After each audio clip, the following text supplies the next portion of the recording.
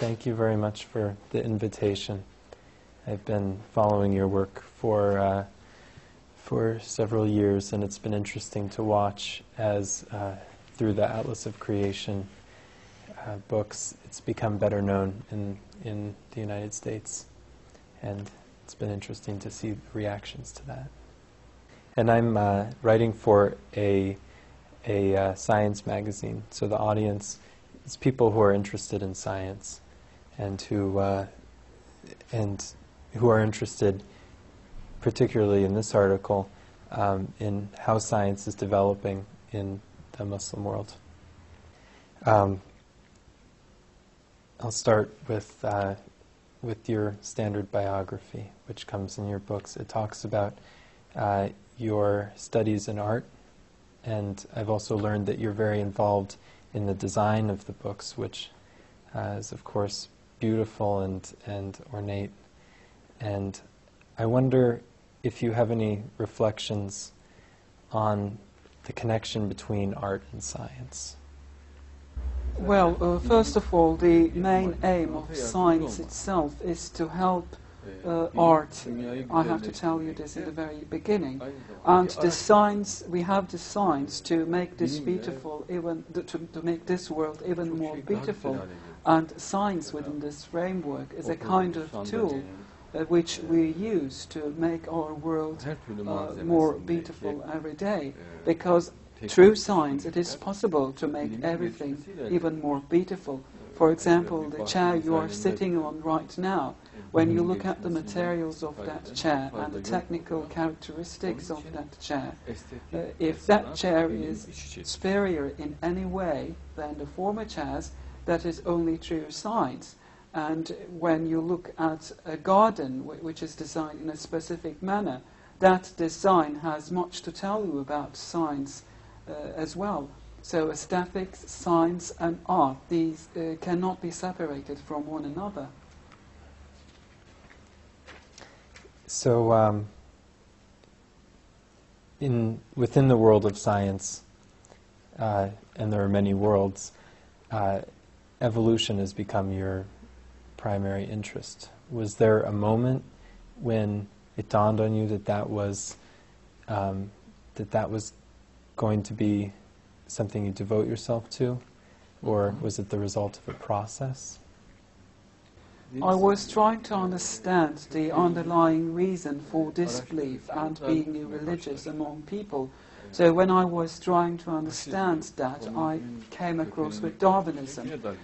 Also, when I was trying to understand the reasons and the origin of ideologies like fascism, terrorism, and Satanism, I again came across with Darwinism. So in the core of all these ideologies, which have caused bloodshed all around the world, and which propagated violence, I always came across with Darwinism. Darwinism has, in a very miraculous way, been capable of lying to thousands of people, millions of people on this earth. And it continues to lie to thousands of professors and men of science. And this ideology of Darwinism is doing that, as I have that, in a very miraculous way. So, based on all these reasons, I have devoted myself to fight against Darwinism, which I find the core of many evil on this earth. Mm-hmm.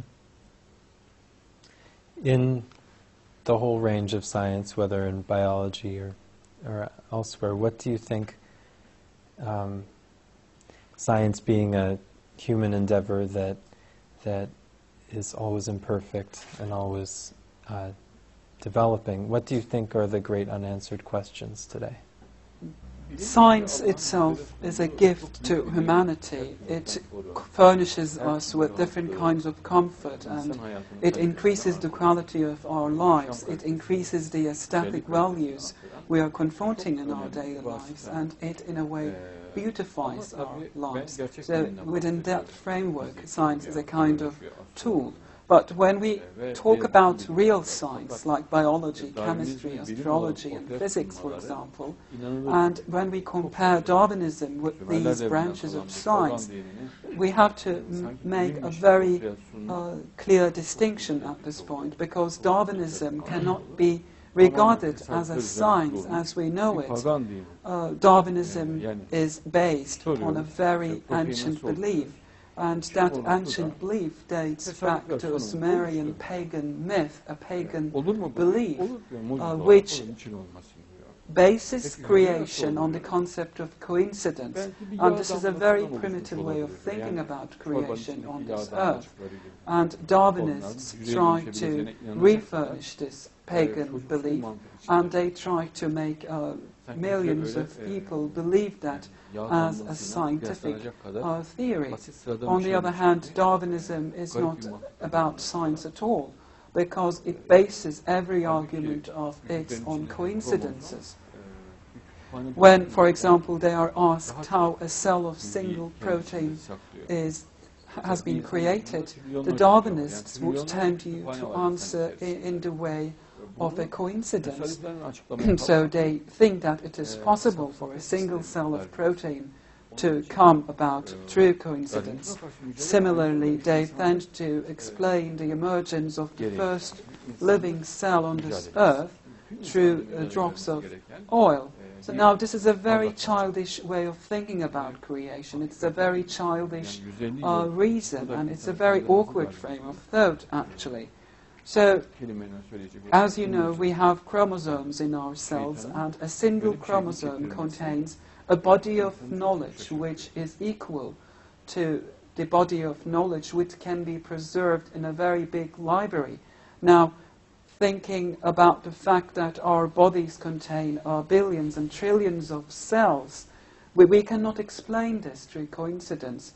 So within that framework, Darwinism and the fight against Darwinism is a duty of all humanity. So I'm fighting against Darwinism, which means that I'm fighting for the humanity and for the sake of humans, because I know the necessity of getting rid of this great lie, because for the last 150 years, Darwinism has been trying to lie to people, and it is a great miracle indeed that it has achieved to do so. So I think that this is a great game of Satan, and we have to get rid of that as soon as possible. Now, observers of science in the Muslim world have noted that pure research, for instance in biology and physics, has been lagging behind applied work in engineering and medicine, and resources aren't being devoted to that. Do you have any interest in promoting pure research in the Muslim world, perhaps as a chance to develop an alternative articulation of biology and physics and archaeology in a creationist framework? Well, of course, the researchers done in this area have already furnished us with great proofs, again, about the invalidity of the theory of evolution. Of course, new proofs would be very fine to have, and it would strengthen our cause. But the proofs we have in our hands right now suffices, because we have in our hands 100 million fossils which have been unearthed and presented to the public, and which all of them prove the invalidity of the theory of evolution. When, for example, we had 10 to 20 fossils, even that would be enough to disprove the evolution theory. On the other hand, we have in our hands 100 million fossils, so there's no question for any doubts. And all these fossils, every single one of them, proves creationism, and it gives us the main proofs that this earth has been created by God. When, for example, we look at the fossil of a frog, we will see that it has not changed its form or any of its characteristics in 50 or 60 million years of time span. A worm, similarly, has not changed its form in 70 to 80 million years of time. And again, a dragonfly, for example, is seen to have not changed at all in 100 to 150 million years of age. And similarly, the fossils of insects, which have been petrified in amber, show us the never-changing characteristics of those group of animals. So we know for certain that species have not changed at all, and they could have changed, and they could have changed their form, and which would be completely reasonable and something we could believe in if it